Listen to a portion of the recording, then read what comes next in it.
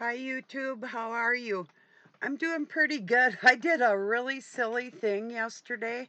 I think I sabotaged my own video. I had done a 33-minute video, and while I was talking to you, I was cleaning out my photos and my videos. I didn't think it was going to clean out the one I was doing, as it's in progression. So I was talking, I'm like, I had apologized if I averted my eyes or whatever, to that I wanted to, because I was having trouble syncing the OneDrive because I don't have a cell phone. And even if you're doing it on a computer or a PC, a laptop, they still want you to have like a confirmation number from a cell phone. I have a satellite with a landline. I don't have a cell phone, but Microsoft is making it difficult for us that are like that. So I had had enough of Microsoft yesterday after I couldn't get that. I couldn't even find it. And then I finally figured out what I had done. I had done it to myself. So I'm pretty sure this one will get uploaded.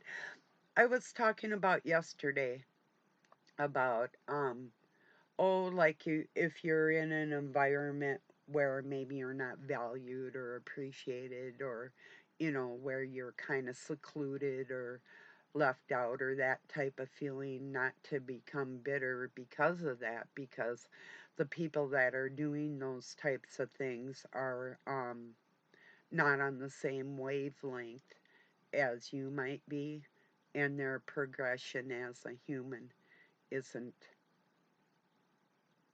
all that yet, you know. So, but it is sad. It does make a person's heart sad. But if you just like, okay, if you have somebody that can literally invade your privacy with their thoughts, number one, there's only one oversoul that has the right to view your life. Nobody or nothing else in the whole universe has that right over you. Nobody. These people that say they're like remote viewers or whatever it is, even Satan himself has no business up in your business, in your mind, your heart, your soul. Nothing to do with this. Is the greatest violation that any person could do to you or I, you know. So just if you keep that in mind at all times, that these are transgressions against you, you can carry on with your life and not become bitter because they're at different everybody's at different learning stages for whatever reasons they choose. That's who they are, you know, which sometimes isn't the nicest thing to realize, but it is a reality, you know. So I just, the last, it's not like I never knew it or anything, but do you ever notice the pyramid on my forehead? It's a little funky, isn't it? You know? But yeah. What is that movie? The Shape of Things?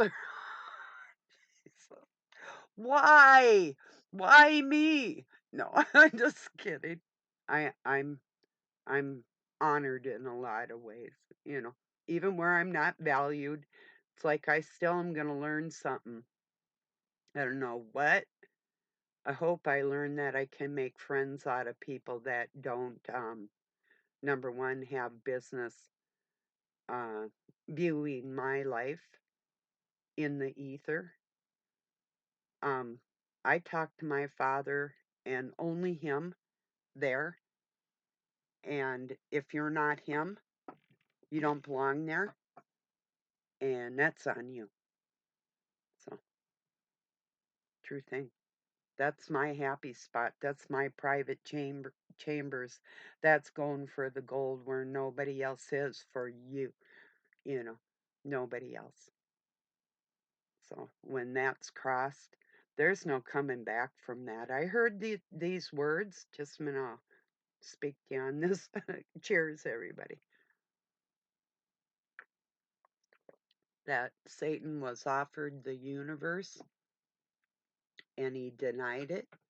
Uh, First off, no, he wasn't. He was offered love from God and wanted to do things his own way that were destructive to the growth of human beings. And he was cast into the flesh for his transgressions until he gets the point that he's not in control of anything. And then, while he's in the flesh, he's going to offer me the world. You're going to offer me what I already own. So when Satan's like whispering in your ear, it's like, get out of here, fuckwad. Excuse me, people. You have no business trying to etherically connect with me at all. Those privileges are gone. That's the seclusion for God, period. And if you're close enough with any human being that you can communicate like that with a trusting nature, otherwise that's a big no-no. You don't do that to people, you know. So just for the record, Satan didn't have the power to cast God out of heaven. Just remember that. It was the other way around. And if he was so wanted, he'd still be there. You know, the only way he's going to be wanted again is if he's in accordance with the will of God. This is God's creation, period, not anybody else's. So,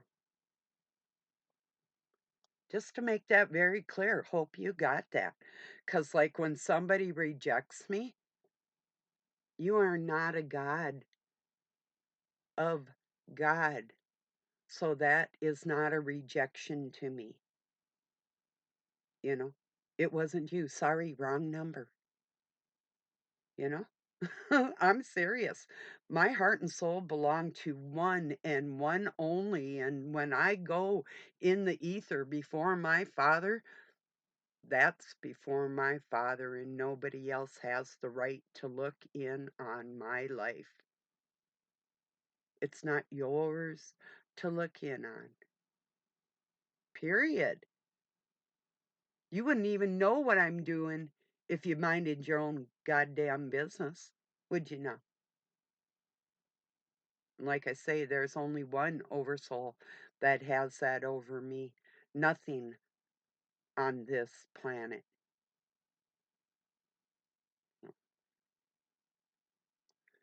If you know what the true Nasar Gasar is, um that's a golden place.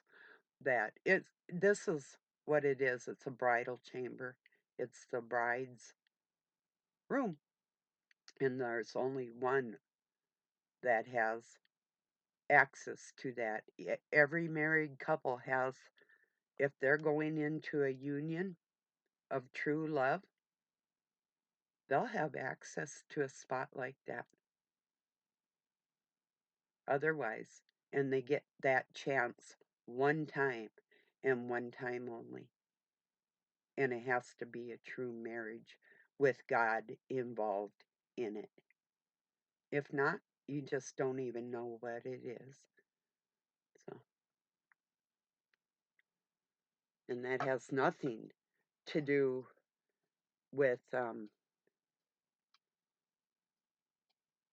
if other people are involved in your relationships in any way. You're not going to see that, you know. So, and there's only one in my life that knows what that is. So, anyway, and it's all true. Some of you may know what I'm talking about. You might have been going for the gold, but then you had a spouse that wasn't quite there with you. And you know just what I'm talking about, too. That's that true union. That's not the combining of man and woman in the flesh. That's the combining of the man and woman's flesh in that spiritual sense. And if you don't have the two things, the Nasara and the Gasara, you don't know what it is. That's creation.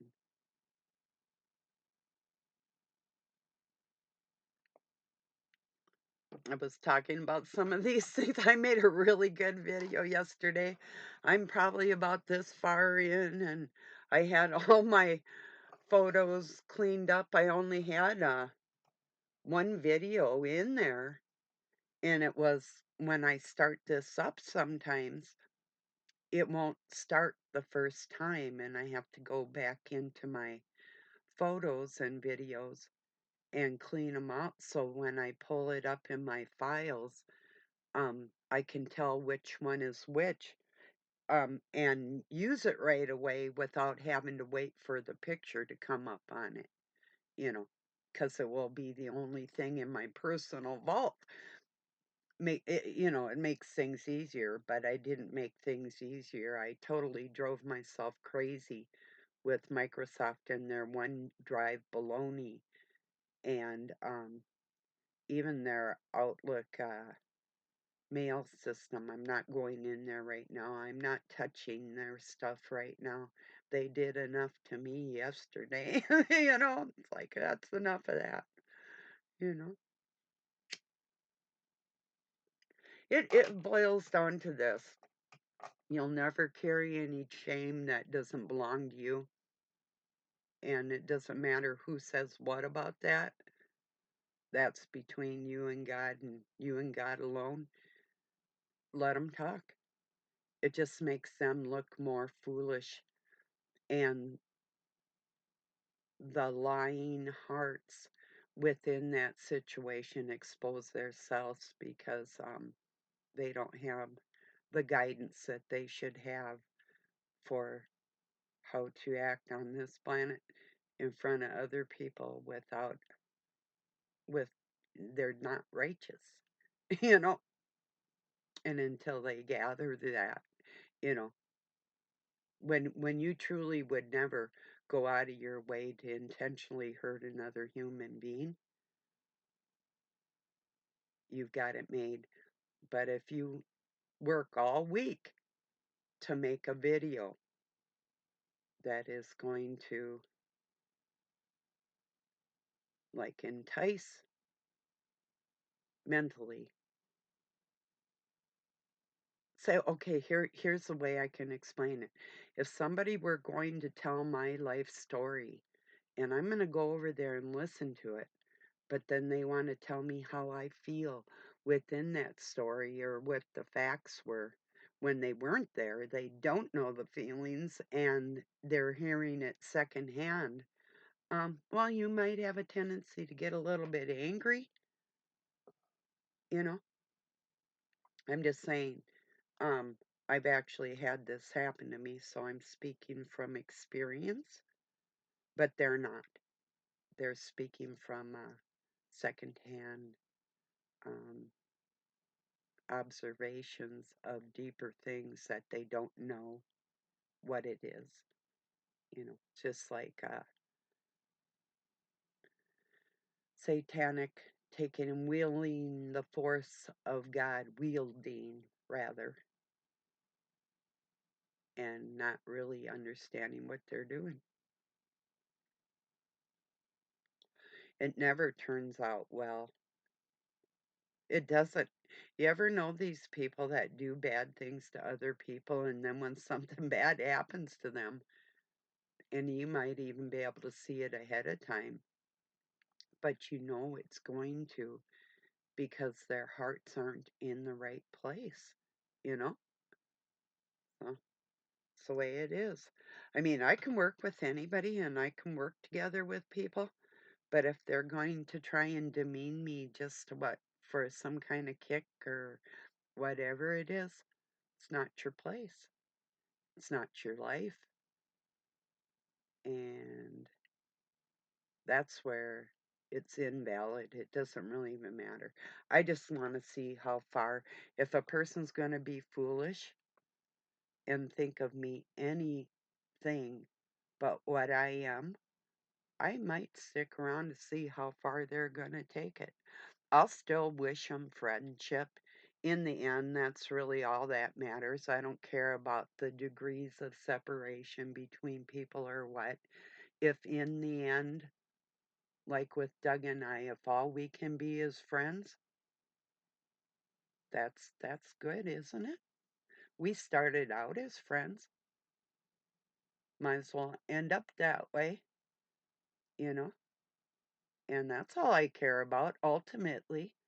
I have one that loves me more than anything.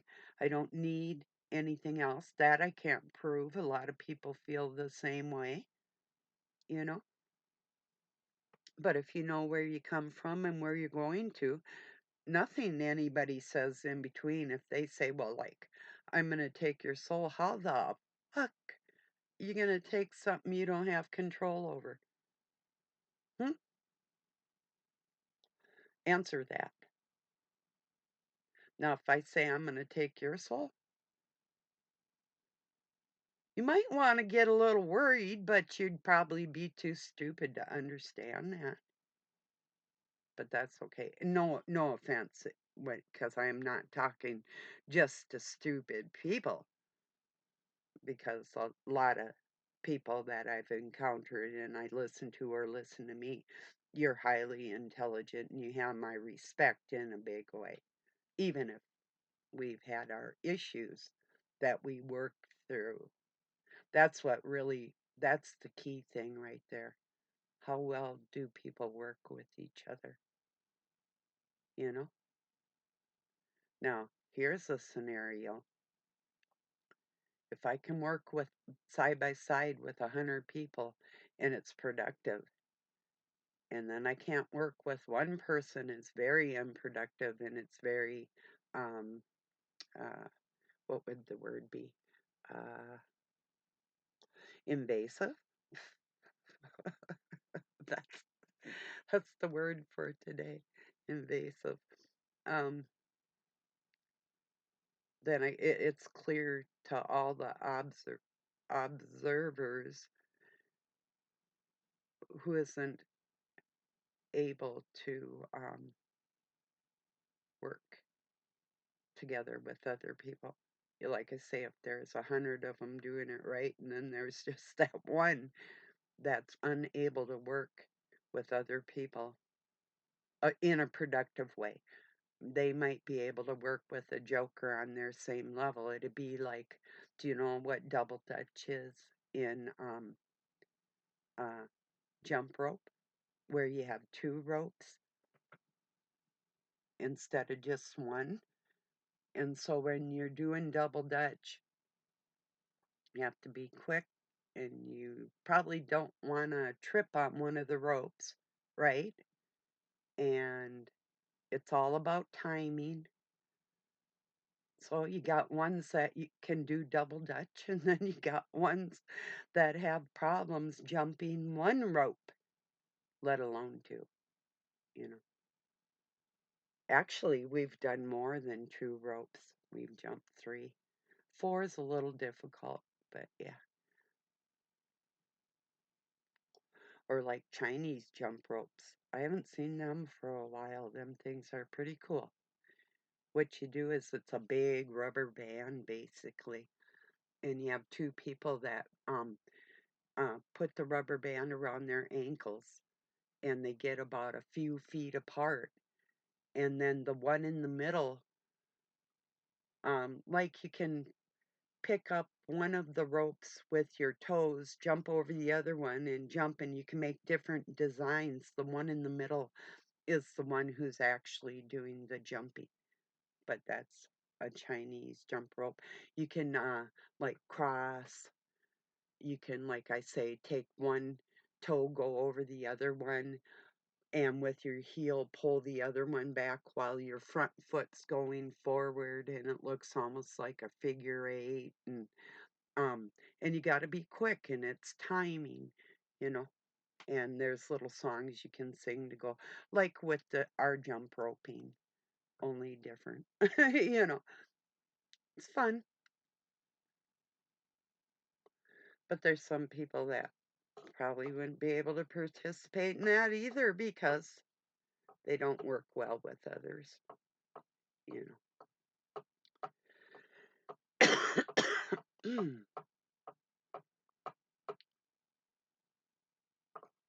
Anyway,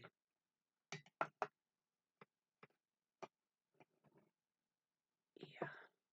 So, I mean, how I survive people's heartaches is just knowing that, well, you can,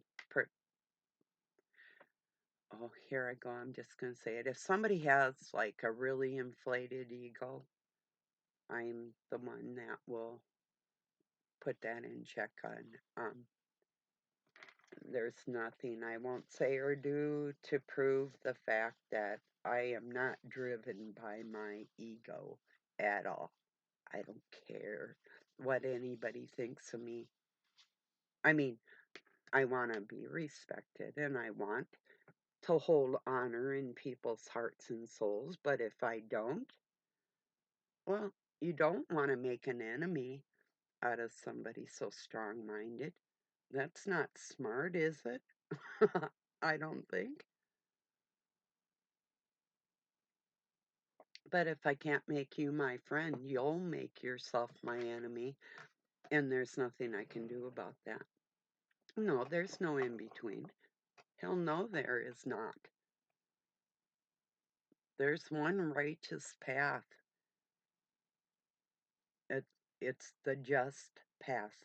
It's justice for every good thing on this planet, and standing up for what's right, what's absolutely, um,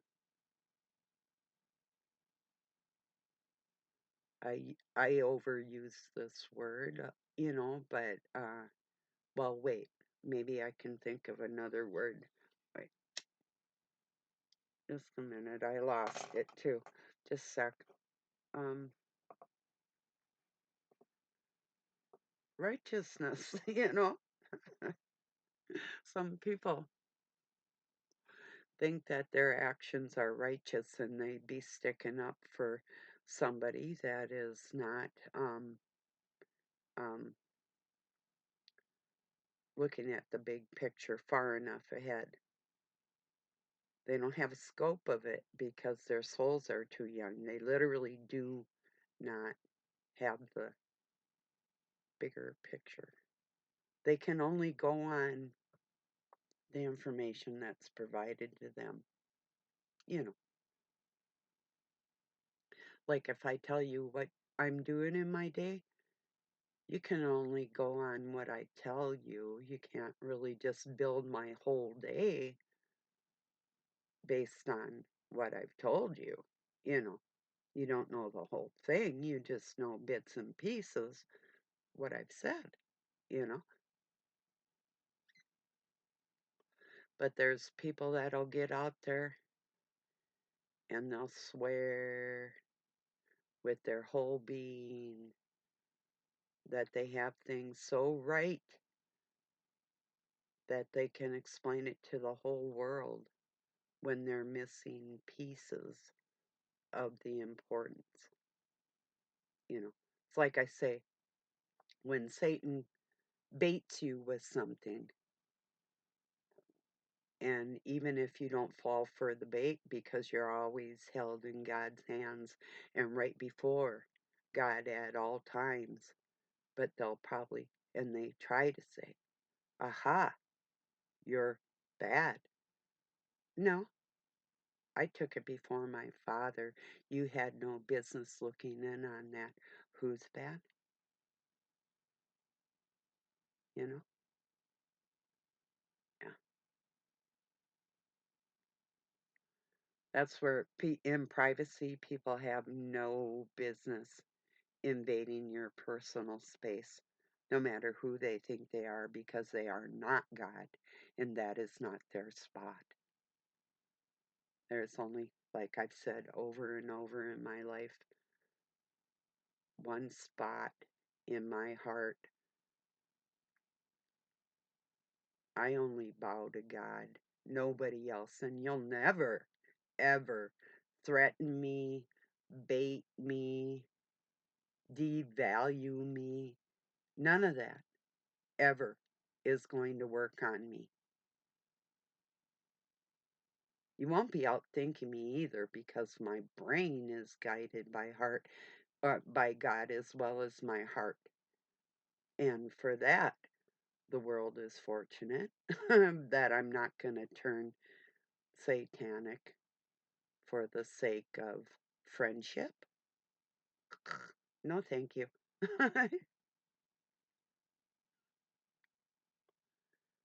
So I'm off to bigger and better things by way of putting the Christ spirit forth on this planet without the goofy religions that restrict people and shame people and the rest of their bullshit. Now that's something, that's one part of what the satanic spirit got right. But allowing, like, just everything and anything, like there is no sins, and there is, that we do against ourselves, and we all pay for any stupid thing we do. Hopefully we learn better, and when we know better, we do better. you know that's working with other people too. First you don't succeed, try again you know But once again, when somebody tries to step into my father's shoes by baiting me, you just fucked yourself over, because that's a spot you don't belong. And even when I married Doug or Zach, they both knew that spot where my heart was. And that caused a lot of hatred towards me because of that, but I won't back down. But I wasn't going to sit the rest of my life and have no relationships. Did I settle for less? Oh, well, yeah. I think in a way we all have to. I wasn't what Doug wanted either. Well, I was, but I wasn't in a way, because he was pissed when his ex cheated on him. He tried to take her back for about 6 years, and he couldn't handle it because it didn't stop, you know. So, and I know the feeling. It's like, yeah, I'm not your secondhand news. I'm not nobody's secondhand, you know, when you know you're all that and the bag of chips and some dessert, you don't settle. You just hope that they're going to rise to the occasion, you know. And if they can't or don't want to, that's cool too, you know. I'm looking for my tribe, not somebody else's, where I'm valued and respected. That's the biggest thing in my life. If you don't respect me, if you're going to sit there and wait, like I say, to take a whole week to make a video on how a little girl got attacked in her sleep, and it wasn't just her sleep, um, annihilation the whole way, to try and turn her soul dark, to have control over that. Yeah, well, that says it all. What's that? Talk about trying to manipulate and control somebody, starting when they're very little. That's what the dark force does.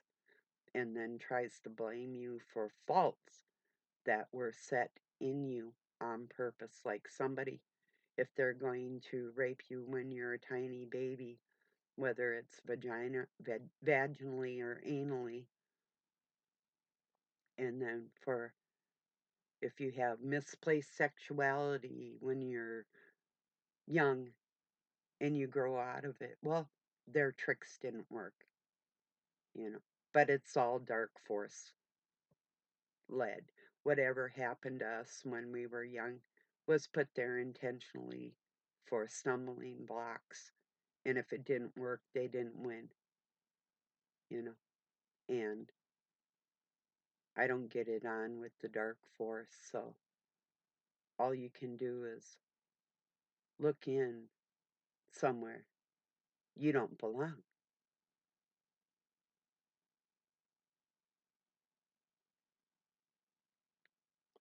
I make love. Most people, and I don't anymore. I haven't let anybody touch me for decades. Somebody thinks they have, like, oh, like you should stay away from your husband, or I'm gonna boff you when your husband's not going. No, you're not. Nobody fucking touches me. Who the hell do you think you are?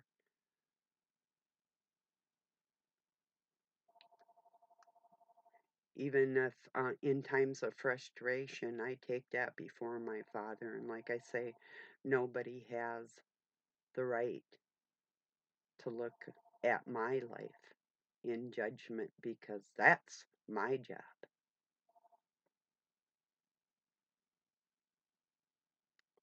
I think I made it pretty clear. Some of you might think I'm off my rocker, and that's okay. I threw my rocker in the fire long time ago. I really did too. I had this most beautiful rocking chair, and when my kids, I say, went into hell, um, I took a lot of things and put it in the burn pile. Just opened the door and started, I mean, all kinds of things. It was crazy. I had a hell of a bonfire. Maybe that's what you do when your life falls apart, burning down the house, you know? So, anyway, my house. Oh, yeah. I appreciate you joining me. I think probably tomorrow or another day soon I got some couple of really cute baby pictures of my sons and a couple of nice ones of them when they're older. I'll put like 4 pictures in or maybe two, one of each, where they're little and where they're big, and you can see, oh, they were the sweetest little boys, so polite until hell got a hold of them. So, yeah, most kids are just precious anyway. Most people are. So, sort of. All right, everybody. I appreciate you joining me. Have a really beautiful night or day wherever you're at. Peace and love from Pine City, Minnesota, USA.